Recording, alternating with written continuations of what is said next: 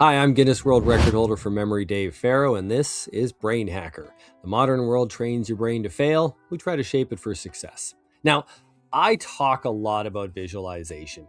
Your mind responds to the visualization that you give it. If you think of negative images, you'll be, unmotivated. If you think of positive stuff, you'll be motivated. If you imagine silly imagery, well, that can actually help you with traumatic memories. And of course, you can actually think of disgusting things and visualize disgusting things on some of your favorite foods to make them your not favorite foods anymore and help you stick to your diet. It's actually how I lost 40 pounds, and many of my students have as well. Because all these brain hacks, all your power starts in the brain, and most of my brain hacks do involve visualization. So keep in mind, when I say visualize something, well, it actually means using all of your senses to create a mental image. So your sight, sound, smell, taste, touch, everything.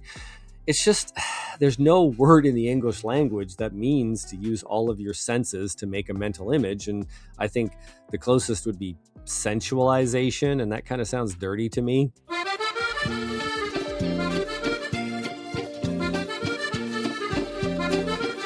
So I'm just going to say visualization and hope you guys know what I'm talking about. So if your mental images feel fuzzy or unstable or incomplete, here's one simple adjustment that fixes it for most people. Change the perspective.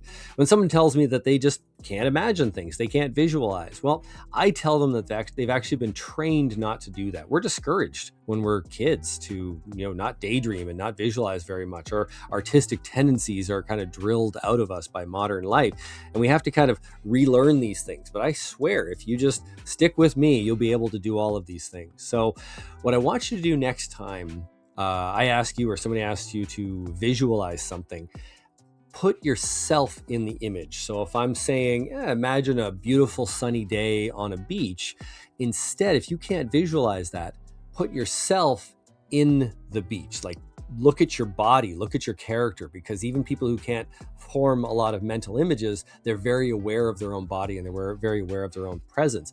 If I'm asking you to visualize items and objects to make associations, well, imagine touching those items and putting them in your hands. Very often people who have very low ability to visualize information, their other senses kind of make up for it, and their sense of touch tends to be much more resilient, and as a result, your body becomes part of the image and anchors it. Now, you can also try the opposite. If you can't quite visualize that way, I actually tell people to do the opposite, where you actually put yourself in the image, but you're not super close to it. It's more like you're floating above your own body, looking at you as if you're the main character in a movie. And that's kind of a weird thing, but for a good percentage of my students who struggle with visualization, man, that works every time.